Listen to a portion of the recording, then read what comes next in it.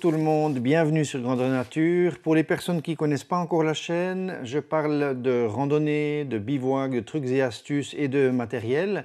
Aujourd'hui, vous voyez du matériel exposé là, mais ce n'est pas vraiment des présentations de produits que j'aimerais vous faire. Ce dont j'aimerais parler dans cette vidéo, c'est tous les types de duvets et les choix à faire pour tout ce qui concerne les doudounes, les sacs de couchage et compagnie. J'ai remarqué dans les différentes questions que les abonnés me posent qu'il y a parfois un peu de confusion par rapport à la compréhension, si on veut, de comment marche le pouvoir gonflant, la chaleur, voilà, ou simplement des questions simples, mais au final, quelle doudoune je dois prendre pour quelle saison, comment ça se passe. C'est vrai qu'avec tous ces chiffres, on peut être parfois un peu dérouté. Alors voilà, dans cette vidéo, je vais tenter, parce que j'ai souvent de la peine à ne pas trop aller au fond des choses, mais je vais tenter, disons, une vulgarisation globale de qu'est-ce que c'est le Q-in et compagnie, les ratios de gonflant et toutes ces choses-là. On va parler forcément un petit peu mathématiques et chiffres, ça veut dire je vais vous donner 2-3 exemples de comparaison de deux doudounes par exemple, mais aussi je vais vous permettre à vous de pouvoir faire un petit calcul assez simple. Si vous n'êtes pas fort en maths, vous prenez votre smartphone, la calculette, c'est pas grave, mais disons ça vous permet de mettre en confrontation par exemple deux sacs de couchage qui ont la même construction, c'est les deux des momies, c'est les deux des capuches, mais lequel est le plus chaud en fait. Pour ce qui concerne les sacs de couchage, généralement on a quand même ces données un petit peu de température, de confort, de choses comme ça. Par contre sur les doudounes c'est moins courant, et puis il y a parfois un petit peu des calculs et des comparaisons qu'on peut faire, voilà. Mais disons le but c'est aussi de comprendre qu'est-ce que c'est le duvet, comment c'est calculé et tout ça. On va donc parler du pouvoir gonflant de ce duvet, on va parler des types que l'on peut rencontrer suivant les constructions et les utilisations, les sources. On va parler des meilleurs choix à faire, bien sûr en fonction de la chaleur que ces duvets peuvent procurer. La première chose à faire déjà, si vous êtes intéressé par des produits à base de duvet animal, c'est de la plume si on veut, mais ça provient d'un animal, c'est vraiment de choisir des marques qui sont respectueuses des animaux. Il existe pour cela différents types de certifications. Le problème, si on veut, c'est qu'il y a eu une époque où dans des industries vraiment de création de duvets, les animaux étaient plumés 2 fois avant d'être tués parce qu'ils arrivaient à avoir une repousse un peu de duvet, puis ils les plumaient une 2e fois. Donc ça, c'est vraiment atroce. C'est sûr que c'est des pratiques maintenant qui commencent à être bannies, que l'on voit, on espère, de moins en moins. Beaucoup de marques s'associent sous un label qui s'appelle RDS, Responsible Down Standards. C'est en fait une charte qui justement contrôle l'origine du duvet uniquement là où les animaux sont élevés pour la consommation de viande. Ça veut dire que c'est des élevages, voilà, de canards, d'oies et compagnie. Donc ils seront tués dans l'optique nourriture avant d'être plumés. Il n'y a pas de plumage à vif qui se fait, ce qui est déjà une bonne chose. Après, bien sûr, les personnes qui ne sont pas pour les produits animaux, bon, c'est leur choix. C'est bien sûr totalement légitime, il n'y a pas de problème. À savoir, vous trouvez des versions synthétiques. Ici, j'ai une doudoune synthétique qui ont aussi pas mal de points positifs comparé à la plume, au duvet. En tout premier lieu, il faut savoir que le duvet, il est principalement sur le dessous des ailes et sur le ventre en fait, des animaux, des oies. C'est donc là qu'on trouve. Le reste, c'est des petites plumettes et puis des grandes plumes. Donc on verra plus tard qu'il y a une répartition parce qu'on n'a pas vraiment une sélection. C'est impossible de faire, disons, une sélection, un triage où on n'a que le duvet. Le duvet, ça fait vraiment une espèce de petite étoile comme ça avec des petits brins qui partent. C'est pas comme une plume, justement, avec une grande nervure et puis autour des barbes comme ça. C'est vraiment un truc assez spécial. Et on a un petit mélange de plumettes, de toutes petites plumes qui va quand même se faire dans la masse. Pourquoi on utilise du duvet? La première chose à savoir, c'est que le but, c'est de créer un coussin, une zone d'air qui va vous isoler de l'air extérieur. Donc on emprisonne entre deux tissus du duvet animal qui va gonfler, faire comme comme en fait un capitonnage hein, entre deux parois, et puis l'air extérieur froid, agressif, etc. Si on met une assez haute épaisseur et puis qu'on met assez de quantité de duvet à l'intérieur entre ces deux parois, l'air froid ne va pas réussir à pénétrer, à traverser jusqu'à votre peau.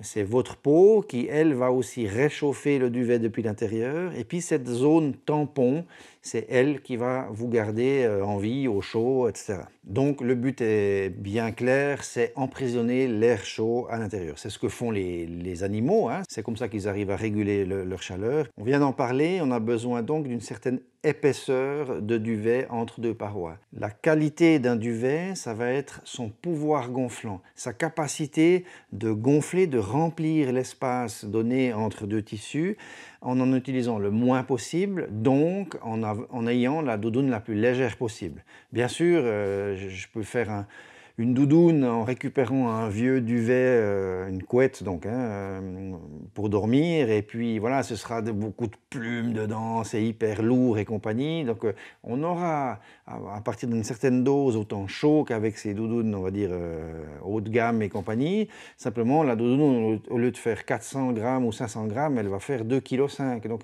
du coup on perd tout l'attrait. Donc le pouvoir gonflant, il faut avoir une référence. Cette référence est un poids de base et on va regarder chaque type de duvet, combien d'espace il va prendre en gonflant. Malheureusement pour nous, ces références, elles ont été faites et démarrées en onces et en pouces au cube.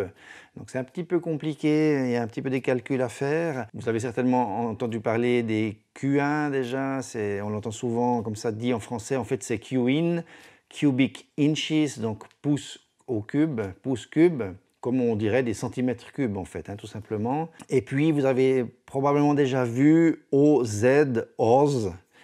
Ça c'est des onces en fait, donc là, en français. Une once, one oz, c'est 28,35 grammes.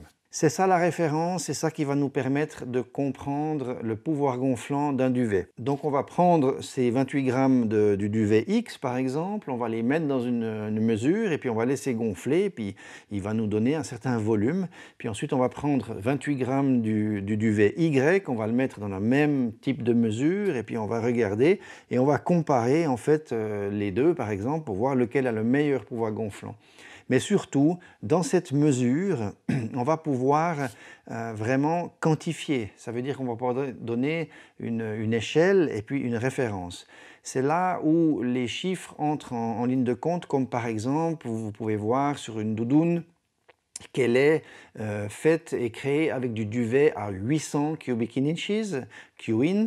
Donc là, vous avez une référence. Ça veut dire que le duvet utilisé pour cette doudoune sera pour 28 grammes de duvet, on obtient un volume de 800 pouces cubes. Maintenant, il faut un petit peu le traduire tout ça parce que pour nous, ça ne veut pas dire grand-chose. Pour ceux que ça intéresse, 1 cubic inches, ça fait 16,38 cm3. Maintenant, là-dedans, attention, 800 Q-in européens, selon la norme européenne, ne correspondent pas à 800 Q-in aux États-Unis. Aux States, ils ont tendance un peu à gonfler leurs chiffres. Disons que c'est juste une autre caractéristique de mesure. Voilà. Bref, si vous avez un 900 Q-in aux États-Unis, il faut le compter comme un 800 ici. Voilà, vous devez juste faire cette translation-là. C'est la même chose pour les sacs de couchage, hein. Si on vous dit aux États-Unis, waouh, 950 cubic inches de pouvoir gonflant du duvet utilisé dans ce sac de couchage, en fait, c'est que 850 européens. Donc c'est important. Il y a des fois pas mal de problèmes. De la même manière, quand on vous parle de température, un sac de couchage, par exemple, pour 20 degrés Fahrenheit aux États-Unis, ça correspond à un moins 6 degrés Celsius pour chez nous. Ce n'est pas la température confort. Eux, ils comptent la température limite. Donc voilà, nous on est un petit peu plus honnête. Si on le sait, il n'y a pas de souci, mais disons qu'en Europe, on parle en général de température confort, puis c'est ça qu'on cherche à savoir, c'est en fait à quelle température minimale on va dormir tranquillement ou on va ne pas avoir froid avec ses doudounes, etc. Donc c'est quelque chose à savoir. On continue notre prospection pour savoir un petit peu quelles sont les qualités de duvet. Il y a ensuite une histoire de répartition. J'ai parlé avant des petites plumettes, hein. Donc on a le duvet, ça c'est vraiment lui qui nous intéresse. Et puis on a quand même une certaine proportion, pour pas trop devoir trier et jeter, de plumettes. Ça, c'est simplement des pourcents. Alors, par exemple, en général, on va avoir pour des produits communs de doudounes low cost, un peu, pas trop cher, ce sera par exemple des répartitions de 80% de duvet et 20% de plumettes ou 85 et 15, des choses comme ça. Après, quelque chose d'un petit peu meilleur en répartition, puis je dirais qui est plus ou moins le standard des bonnes marques, ce sera un 90-10. Hein. 90% de duvet, 10% de plumettes, c'est vraiment un bon ratio, c'est en général ce qu'on trouve dans la plupart des bonnes qualités, vraiment, hein, tout haut niveau. Ici, la plupart des choses que j'ai ici sont en 90, c'est vraiment super. Et puis j'en ai une là, la Plasma 1000, qui elle est en pouvoir gonflant de 1000 QIN et qui a une répartition de 95% de duvet et 5% de plumettes. Donc là, c'est vraiment assez extrême. Et puis surtout, ça devient très très cher parce qu'il y a vraiment une sélection très compliquée, une séparation. Enfin, ça devient un procédé de plus en plus complexe. Quelle est l'influence de ces pourcents? Plus on a de pourcentage de duvet, plus on a une légèreté et une capacité à occuper l'espace et à emprisonner l'air chaud, donc plus on va avoir un produit qui va nous garder au chaud. Maintenant, vous allez donc me dire extra. Donc, je choisis une doudoune à 1000 QIN et puis avec une répartition 95-5 par exemple, en pourcentage de duvet par rapport aux plumettes. Et puis c'est bon, j'ai la plus chaude. Eh bien, pas forcément. Pas forcément parce qu'il y a encore un facteur qui est très important, c'est le poids de remplissage. Effectivement, j'ai beau prendre le meilleur duvet, le plus volatile, le plus gonflant, le plus strié avec le moins de plumettes possible, mais si j'en prends 5 grammes pour remplir toute une doudoune, là j'exagère, hein, je vais n'importe quoi dans les chiffres, mais voilà, eh ben, la doudoune sera moins chaude que si j'ai 1 kg de pouvoir gonflant de 700 QI par exemple, hein, forcément. Je vous donne un exemple, hein, un exemple en plus concret si on veut, dans des chiffres qui sont probables pour des doudounes voilà, des doudounes par exemple 3 saisons, ou pour l'été, ou des choses comme ça. Un exemple, c'est 85 grammes de remplissage dans une doudoune qui est faite avec un duvet de pouvoir gonflant de 800 cubic inches. Et bien, ce sera du coup le même apport de chaleur, une égalité avec une autre doudoune qui est faite, qui est remplie de 68 grammes de duvet à 1000 QIN. Donc on aura là, même si on a une différence hein, entre 85 et 68 grammes, mais on a 800 et 1000 en comparaison, on aura la même doudoune. Bien sûr, quand vous comparez ce genre de choses entre deux doudounes, il faut quand même comparer ce qui est comparable.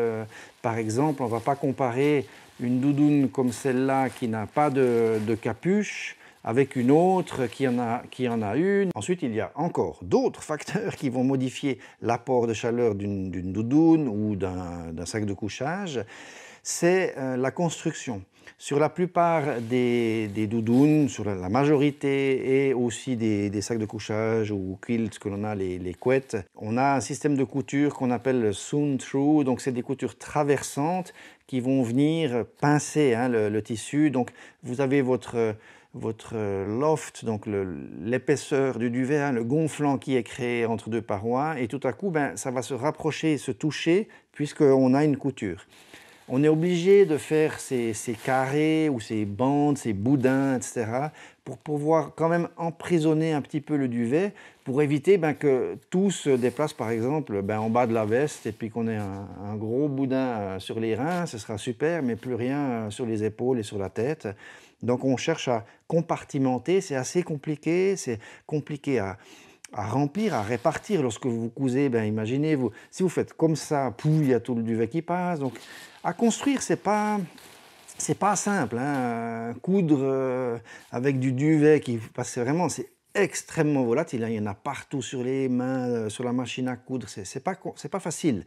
C'est pour ça aussi qu'il y a des prix souvent assez hauts dans les sacs de couchage, dans les doudounes. Dès qu'on arrive dans des trucs un peu pointus, ça coûte cher, quoi. Excusez-moi, je m'égare. Mais pour revenir à ça, à cette construction, ben, la majorité des doudounes sont construites donc en couture traversante. Puis il y en a d'autres, mais qui sont des produits encore plus haut de gamme pour vraiment les grands froids, qui ont une construction que l'on appelle box construction. Donc ça veut dire en fait c'est des compartiments, mais dont la couture n'est pas traversante. Il y a encore une petite paroi à l'intérieur, ce qui fait que ça fait des coussins comme ça, et puis là, on ne redescend pas complètement et on repart. Voilà. Donc on arrive à compartimenter, mais là, c'est encore plus compliqué à construire et plus onéreux aussi. Mais la différence de température est quand même significative parce qu'on n'a pas de pont de froid, hein, dans ces endroits où les coutures viennent se toucher. Ensuite, une autre chose qu'il faut savoir, c'est qu'il y a différentes sources d'animaux qui sont utilisées. En général, c'est l'oie et le canard. L'oie a un meilleur pouvoir isolant, le duvet est plus durable aussi, il a souvent un gonflant supérieur et puis il coûte plus cher. Le canard, c'est plutôt en général réservé aux produits, disons, d'entrée de gamme ou les moins chers. Par exemple, les gammes Decathlon, le plus souvent sont en duvet de canard. C'est moins cher à la production, donc c'est voilà, moindre coût, donc on descend le prix. Voilà. Il y a forcément voilà, un tir à faire, hein. Dès le moment où on va avoir des prix plus bas, ben, en général, on va vers le canard. Et puis en plus, on ne va pas vers des pouvoirs gonflants de 1000 ou 900 Qin. En général, ça peut être du 700, ça peut être du 650, ça peut être du 800, peut-être du 850, mais en général, on est plutôt un peu plus bas que les produits haut de gamme en noix à 950 et compagnie. Par rapport à ces pouvoirs gonflants, on pourrait se dire par exemple que tout ce qui est en dessous et jusqu'à 500 Qin, c'est de la mauvaise qualité pour ce genre de produit. Ce sera plutôt du coup réservé à voilà, des couettes, des choses comme ça, mais qui ne sont pas vraiment prévues pour l'outdoor, ou alors c'est trop vraiment de mauvaise qualité. Ça ne sert pas à grand-chose parce que vous allez avoir un poids trop important par rapport au pouvoir gonflant. Il va falloir mettre beaucoup plus, ou alors tout simplement vous allez avoir froid s'il n'y a pas assez qui a été rempli dans la doudoune. Ensuite, jusqu'à, on va dire, environ 700, 750, on est dans une catégorie, disons, de moyenne qualité. Après un tablage vers les 800, on rentre, disons, dans le standard que l'on trouve.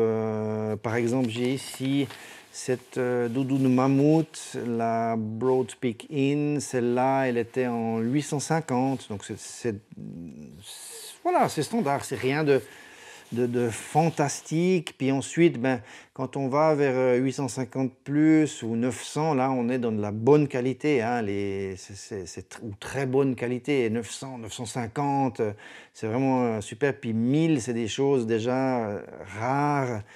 On les voit, hein, maintenant à cause ben, de la recherche toujours d'être de plus en plus léger. La nouvelle, par exemple, la Mountain Hardwear Ghost Whisperer, elle est où celle-là? Elle est là. C'était ma toute première doudoune plume que j'avais, elle est très connue. Celle-là maintenant elle est en version ultra légère et au lieu d'être en 850, je me souviens plus. La nouvelle version, la V2, elle est faite en 1000 Qin, donc du coup ils ont gagné. C'est toujours cette recherche, hein, de légèreté et d'isolation. Pourquoi le duvet? Pourquoi il est intéressant? Ben, dans ses points positifs à l'utilisation du duvet, c'est la première chose, c'est le poids. C'est vraiment ce qu'il y a de plus léger. Le ratio poids et apport de chaleur, il n'y a pas mieux. C'est compréhensible parce que la nature fait bien les choses et puis ben, c'est comme ça. Donc il n'y a pas mieux en poids. C'est les oiseaux, donc eux ils ont besoin d'être légers pour voler. Et puis ben, par exemple les oiseaux d'eau, ils sont toujours posés sur l'eau, hein, enfin, sur les lacs gelés, des choses comme ça. Et ils arrivent à rester quand même au chaud, ils arrivent à survivre, donc c'est vraiment extraordinaire. Donc légèreté et l'isolation maximale que l'on puisse avoir avec un produit, c'est vraiment fantastique. Ensuite, l'énorme avantage, c'est la compressibilité. Ça, on arrive à rendre compact le tout, hein. Ça veut dire quand on l'utilise, ben le duvet reprend son gonflant et son volume, mais ensuite quand on le range, on arrive à avoir des tout petits, vraiment des tout petits. Là, c'est pas contenu parce que je le tiens dans ma main, mais si je le mets dans un sac, on arrive vraiment à un tout petit truc pour une grosse veste, hein, au final. Alors bien sûr, quand vous avez des vestes d'expédition, ça prend plus de place. Là, c'est vraiment des pouvoirs gonflants énormes.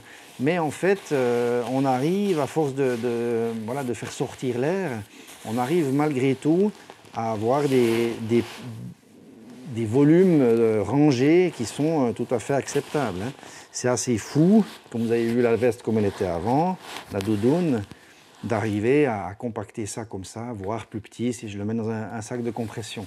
Donc ça, c'est quelque chose de très, très, très appréciable, le fait que ce soit compact. Quatrième point super positif, c'est le fait que ce soit respirant. Vous avez un échange d'air qui est possible entre vous, votre vapeur, on va dire, de transpiration, elle peut s'évaporer gentiment. Donc, en fonction, bien sûr, des tissus dans lesquels est emprisonné ce duvet, vous avez un échange possible, disons, d'humidité, mais tout en gardant la chaleur bien capitonnée, bien contre vous. On parle d'humidité, on va basculer dans les points négatifs du duvet, et je dirais que le principal point négatif, si on met de côté le fait que ce soit une utilisation d'un produit animal, même s'ils ont, maintenant en 2021, normalement ils ont été tués avant d'être plumés, donc voilà, mais si on écarte ça, le principal problème avec le duvet, c'est qu'il ne faut pas le mouiller. Si vous mettez cette doudoune sous la pluie, le traitement déperlant du tissu du nylon ici, Ripstop Nylon,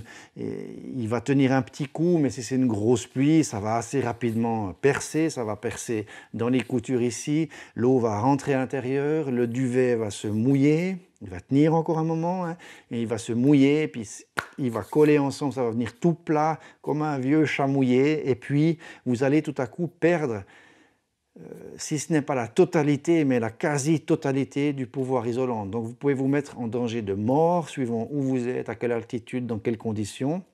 Ça peut être très compliqué et dangereux. Donc c'est quand même un gros point négatif, hein, du duvet, c'est qu'il faut faire vraiment attention. Vous me direz, bon ben voilà, c'est simple, je mets une veste de pluie par-dessus, absolument, c'est ce qu'il faut faire pour protéger, hein, pour que ce soit le hard shell, donc la couche imperméable extérieure qui va protéger la doudoune. Mais il y a encore autre chose, c'est qu'il ne faut pas non plus la porter dans un trop gros effort physique, puis commencer à transpirer à cause de l'effort, hein, fourni, premièrement, mais en plus parce que vous aurez mis une veste de pluie par-dessus et que du coup, ben, cette chaleur, vous allez commencer à chauffer là-dessous, transpirer, mouiller vos doudounes, puis vous pouvez aussi tout humidifier, tout mouiller le duvet par l'intérieur, ça peut être aussi un souci. Donc voilà, juste une petite parenthèse, réservez plutôt votre doudoune en général pour après l'activité physique intense. Quand vous êtes en haute montagne, ben, quand vous carburez, vous grimpez, vous êtes en activité physique, vous vous réchauffez vous-même, vous pouvez être avec une polaire puis un coupe-vent par exemple, il n'y a pas forcément besoin de mettre la doudoune. D'ailleurs, c'est même mieux de plutôt rester, avoir un peu frais, puis comme ça, ben, on avance plutôt que de transpirer. Et puis quand vous arrivez sur le camp, vous montez la tente pour encore profiter, voilà, vous êtes encore chaud, vous y allez, vous montez cette tente-là, et dès que vous avez fini, que vous êtes prêt à vous installer, à vous calmer, à cuisiner, à vous arrêter, vous vous changez, vous vous mettez au sec, vous mettez votre doudoune, et puis là, c'est le rêve, c'est le paradis. Voilà, donc point négatif, n'aime pas l'eau, interdit. Ensuite, un autre point un peu négatif du duvet, c'est la difficulté d'entretien. Avec le temps, on transpire quand même un petit peu dedans, on le met, on a de toute façon nous du gras sur la peau, on peut avoir de la crème solaire un peu en été, machin, on le met, ça salit, enfin bref, vous avez une polaire, elle est sale, elle pue, etc. Ben, vous la mettez à laver tranquille, à 30 degrés, ou etc. Et puis c'est fait. Le duvet c'est plus compliqué, on peut le laver, mais c'est quelque chose qui se fait à la main, avec des produits très spécifiques, attention, pas de savon ou de lessive standard, hein, ce serait la cata. Il a une certaine graisse, il a un pouvoir gonflant et tout, mais si on utilise les faux produits, elle est morte, votre doudoune ou votre sac de couchage. Donc voilà, ça c'est un autre sujet. Je vais d'ailleurs faire une vidéo spéciale sur le lavage des sacs de couchage ou des quilts, parce que je vais le faire sur le mien. Puis ben, je vous montrerai comment ça se passe et comment le réaliser. Mais voilà, entretien compliqué, c'est délicat. Faudrait plutôt dire on lave pas la doudoune et puis si c'est sale, on prend un peu une pâte humide, chaude et puis on vient un petit peu essuyer. Mais ma foi, voilà, il faut essayer de la conserver le plus longtemps possible sans la laver, c'est vraiment l'idéal. Et puis attention, même on me dit oui, mais on le met, on la met en pressing et tout, etc. Ils ne connaissent pas tous, hein. Ils font des duvets, mais des duvets pour dormir. Et puis le problème, c'est qu'après, vous pouvez avoir des procédés qui font que le duvet va encore plus absorber l'eau après, parce qu'il aura perdu un pouvoir déferlant, parce que ces doudounes, c'est aussi quelque chose à rajouter, la plupart du temps, on utilise du duvet qui a été traité hydrophobique par Nikwax, par d'autres produits ou compagnies, mais disons qui est traité pour moins absorber l'eau, de l'humidité, de la transpiration ou des précipitations un petit peu que la doudoune aurait pu recevoir pour qu'il reste plus sec plus longtemps. Ensuite, un autre point négatif, c'est que c'est cher, c'est beaucoup plus cher que le synthétique, donc voilà, l'habit ou le sac de couchage va exploser en prix, avec plein de bénéfices qu'on a vus avant, mais ce sera plus cher. Et puis le dernier point qui est quand même important, ah ben là, il y a un petit brin de duvet qui flotte dans l'air. Dernier point négatif plutôt, c'est que si vous faites un gros accroc à un fil de fer barbelé ou comme ça, ben, ça part, c'est volatile, donc il faut tout de suite mettre un bout de scotch. Moi j'ai du scotch Dyneema toujours avec moi pour ce genre de problème, mais vous pouvez mettre du duct tape, enfin voilà, ou du sparadrap provisoirement, mais il faut boucher parce que sinon ça va se vider assez rapidement. Chose que sur une veste, ça c'est la United Equipment Torrid Apex, qui est une doudoune géniale en synthétique, ça reste léger, c'est vraiment extra. Et puis, ben, si vous faites un accro, ben, c'est pas de souci. Dedans, vous avez de l'isolation, et puis c'est du synthétique, et puis vous pouvez très bien reboucher avec un scotch. Bien sûr, il faudra le faire de toute façon, mais vous n'allez pas perdre l'isolant à l'extérieur. Tout ça, c'est un peu la vulgarisation, hein, voir qu'est-ce que c'est que le pouvoir gonflant, le duvet et compagnie. Je vais vous donner maintenant deux petites astuces, juste des petits conseils, et puis ensuite on va passer un peu à une zone plus technique de la vidéo qui est la recherche à savoir à calculer, à pouvoir comparer deux doudounes de construction identique mais avec des pouvoirs gonflants différents, à comprendre laquelle va être la plus chaude, ou alors deux quilts par exemple comme ça.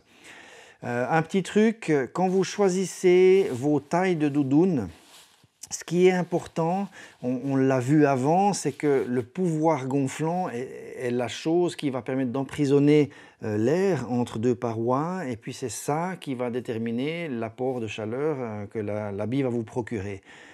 Si j'écrase, si je compresse ce duvet, je n'ai plus d'épaisseur, hein, de couche qui emprisonne l'air, donc je n'ai presque plus de pouvoir isolant. Donc, si vous choisissez une doudoune qui est trop fit, trop près du corps, vous allez plus facilement sur le ventre, ou quand vous vous penchez sur le dos, aux bras, aux épaules et compagnie, vous allez plus facilement mettre en compression l'habit. Donc pour les personnes qui aiment bien mouler le corps avec les habits et tout, etc., faites gaffe parce que ça a un impact quand même. Une doudoune, elle doit quand même être pas être flottante, parce que sinon vous allez trop devoir aussi remplir et réchauffer l'air qui est entre votre doudoune et vous-même, hein, si vraiment elle flotte. Donc bien sûr que ça doit être contre vous, mais choisissez pas des tailles. Si vous voyez que dès que vous faites comme ça ici, ça tend sur le dos, c'est que c'est trop petit, parce que ça va compresser le duvet, puis ça va pas aller. C'est la même chose pour les sacs de couchage, hein. Si vous avez un truc trop petit, ben dès que vous allez pousser le coude, ou l'épaule, ou le genou, en vous retournant un petit peu, machin, ben vous allez compresser le duvet, et puis vous allez avoir des ponts de froid, des points de froid pendant la nuit. Et puis, la chose très importante, ne stockez pas les doudounes, les sacs de couchage, bref, tout ce qui est fait en construit avec du duvet à l'intérieur doit être stocké décompressé. Donc voilà, soit comme ça sur un tablard, soit sur un cintre, soit dans un sac de décompression que l'on appelle, qui est un grand sac, par exemple, beaucoup plus grand que le sac de compression pour les sacs de couchage. Bref, ne stockez pas le duvet compressé, ça va l'abîmer, etc. Et dès que vous pouvez, ben, laissez-les reprendre l'espace. Pour la suite, je prends un petit papier, hein, parce que là, ça fait un petit peu trop. Je vous présente ici un super cubique. C'est un petit cube que je vous ai fait. Ce cube fait 11,8 cm d'arête, hein, donc voilà. Et puis ça représente 1638 cm3, soit un volume de 100 cubic inches.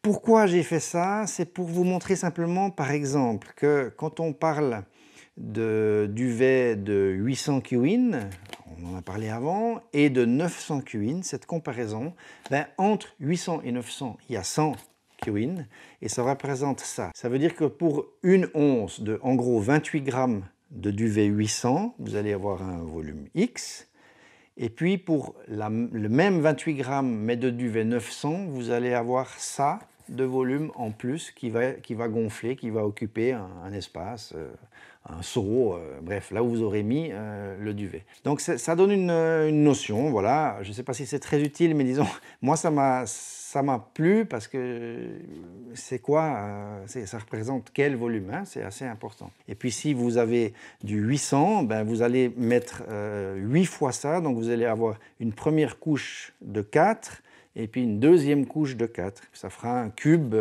on va dire, voilà, qui sera comme ça haut, comme ça large, comme ça profond.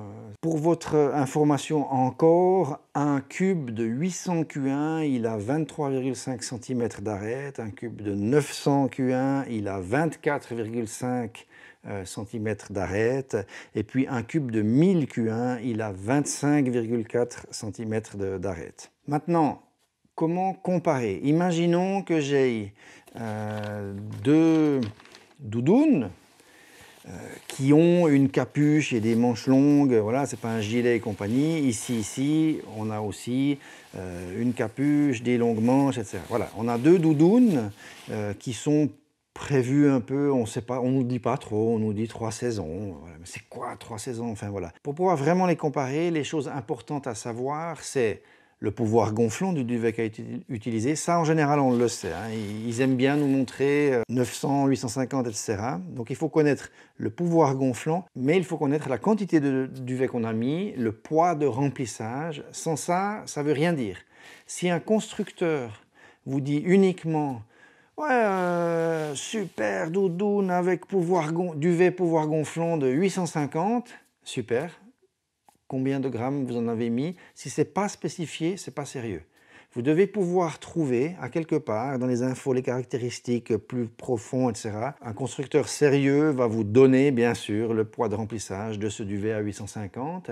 Ça vous donnera une référence. Si c'est des grammes qu'on vous donne, hein, tant de grammes de poids de remplissage et puis des pouces cubes pour 850 QIN par exemple, vous avez un peu un conflit. Ce qu'il va falloir être sûr aussi, c'est de toujours remettre dans le même système métrique par exemple et compagnie. Donc vous pouvez, il y a des petits sites internet, vous transformez les pouces cubes en centimètres cubes par exemple, ou alors vous pouvez transformer les onces en grammes, c'est très simple, hein, vous faites gramme to oz sur Google, puis c'est bon, vous avez votre truc, quoi.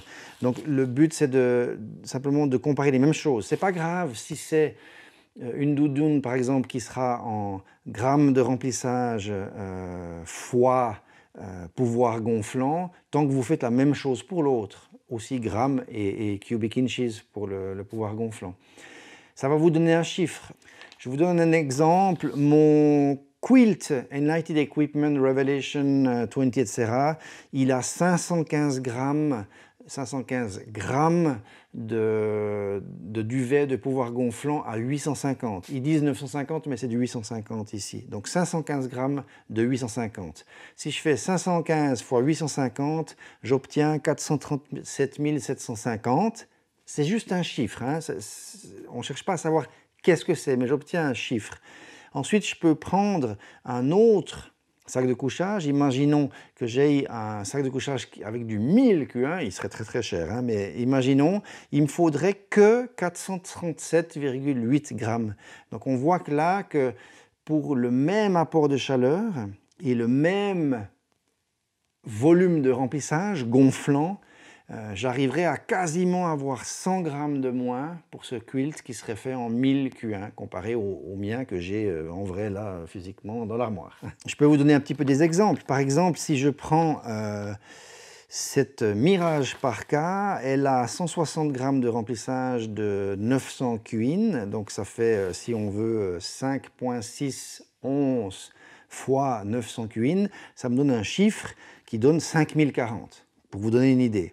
Et puis la grosse, la Permafrost Parka, c'est vraiment ça pour les tout gros froids, elle a 270 grammes ou 9,5 onces de 800 Q-in, et on arrive à un chiffre de 7620. Donc maintenant, je peux dire, si on parle de quantité de duvet et pouvoir gonflant, ici on a un chiffre où on arrive à 7620, c'est 7620 pouces cubes.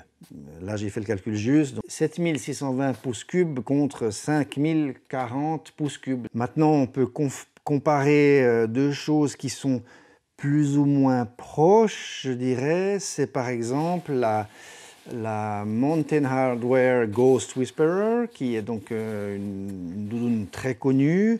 Elle a 79 grammes de 800 Q1, ce qui correspond à 2,8 onces de 800. Donc ça nous donne 2230. Donc 2230. Et puis celle-ci, la X-Light Dawn Anorak de Montbel, qui est ma toute dernière, elle a 85 grammes. Donc 79 grammes ici et 85 grammes. Mais 900 contre 800, et puis ça fait qu'on arrive du coup avec celle-là à 2700 pouces cubes à la place de 2200 ici environ, donc elle est sensiblement plus chaude, bien qu'il n'y ait que seulement 10 grammes de supplémentaire sur cette doudoune-là comparée à la Ghost Whisperer. Donc voilà, c'est un petit peu des comparaisons que vous pouvez faire. Vous multipliez le poids de remplissage par le pouvoir gonflant, ça vous donne un chiffre. Puis si vous êtes dans les mêmes unités, du coup vous pourrez la comparer à une autre veste par exemple. Par contre, comme je vous ai dit avant, vous ne plantez pas dans le sens où celle-là, c'est difficile de la comparer à celle-là par exemple, puisqu'on n'a pas de capuche. Donc c'est quand même un élément qui va demander du poids de remplissage, et puis on aura forcément moins de duvet. Donc c'est difficile, il faudrait pouvoir, il faudrait couper ça et puis remesurer la quantité du duvet. Donc comparer ce qui est comparable, pour vous donner juste un petit étage, qu'est-ce que vous avez besoin pour, disons, du 3 saisons jusqu'en montagne moyenne, moyenne montagne, haute montagne peut-être, en été, des choses comme ça. Si vous êtes dans des remplissages de environ, aux alentours, de 80 grammes pour du 800, 850, hein, des choses comme ça dans ces eaux-là. Rappelez-vous peut-être 80, 800, c'est quelque chose qui est standard, c'est ça, hein, 80 par 800, 80 grammes de 800 Q1 ou alors 2,8 à 3 onces de 800 Q1, c'est quelque chose, disons, qui est un standard, puis qui va pour du 3 saisons, pour l'été et compagnie. Voilà. Après, vous basculez tout de suite dans des chiffres plus forts pour quand même l'automne ou vraiment la fin de la saison, septembre et compagnie.